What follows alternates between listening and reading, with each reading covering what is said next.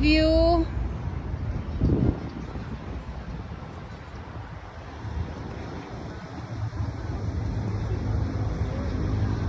Ayan, so dahil ay hapon na, mas dumadami na po itong ating mga namamasyal dito ngayon sa Manila Bay, Dolomite Beach po. Tapos syempre lalo na yung mga ibang mga foreigner na mga bago, talagang binabasa nila ito yung nakalagay dito sa Dambuhalang Bato. Okay.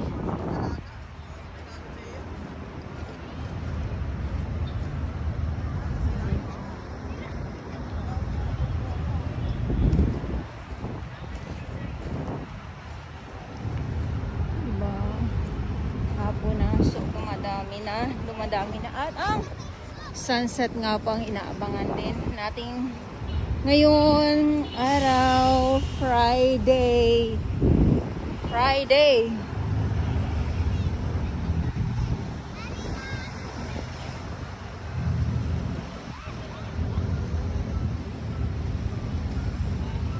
So ito, nakalaykay na po ito nakalaykay na, kaya kung mapapansin po ninyo ganito, so pag nadadaanan talaga ng makinarya itong Dolomite Sand ay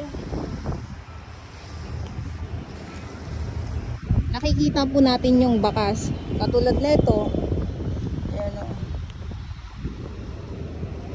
So naghahalo kasi yung Dolomite Sand at saka yung gray sand. Kumbaga yung Dolomite Sand napapaibabawan siya ng gray sand.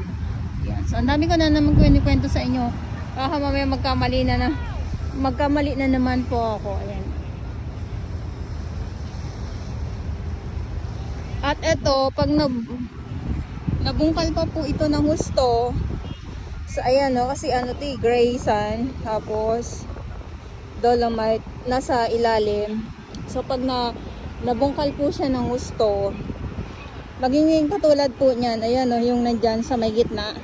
Okay, so dito muna tayo dahil ay yung sunset na din po ngayong hapon ang inaabangan nating lahat. At ito yung ating mga kababayan na nandito.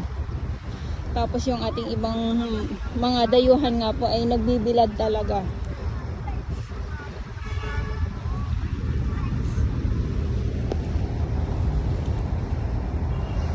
So yung iba naman kung gusto niyo ay talagang solo flight kayo, so doon kayo sa 2. Yung wala kayong masyadong kapitbahay.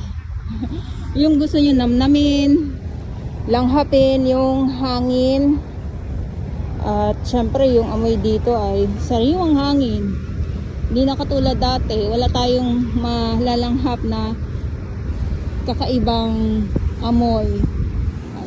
Ay, kakaibang amoy. So, yun lang sa aking mga viewers. Good afternoon. Kamusta po kayong lahat? Ayan na nga yung sunset na inaabangan natin. Ayan na siya. Ganyan na po siya. So, abang-abang lang po tayo sa ating mga viewers para naman ay maganda ang ating kalalabasan sa pag-aabang mamaya dahil yung sunset nga po. Ayun na nga. So mag-antay tayo ng sunset. O diba, so wala kayong ibang gagawin dito. Sabi ko nga kundi ang maglakad-lakad, picture.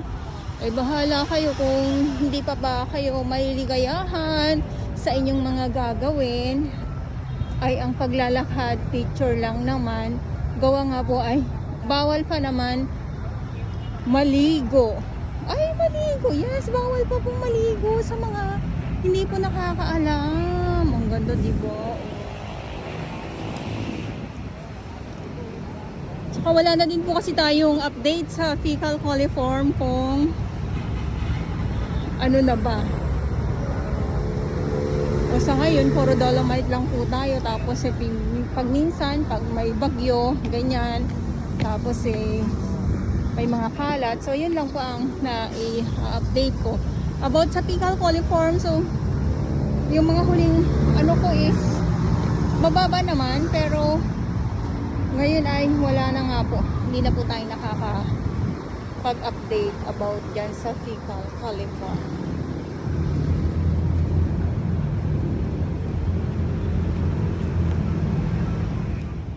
Lakad nga muna tayo dito dahil ay bagong ano ito, bagong suklay, bagong daan ng ano ng makinarya dahil ay kahapon ay Thursday at ngayon naman ay Friday, November 8, 2024. Sabi ko sa inyo iba talaga pag umaarangkada ang makinarya dito sa Dolomite Beach po. Siyempre yung ating mga warriors, Stero Rangers ng DENR, MMDA, DPS Mandaragat, Tupad, ayan. So, nandito pa din po yan sila. Ito yung sunset na pinakakaabangan ng lahat dito sa Manila Bay Dolomite Beach po.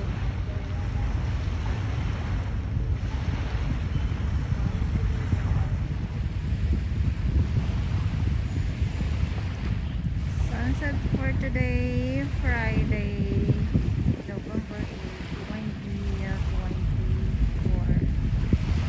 Good tayo ngayon sa Manila Bay Dolomite Beach.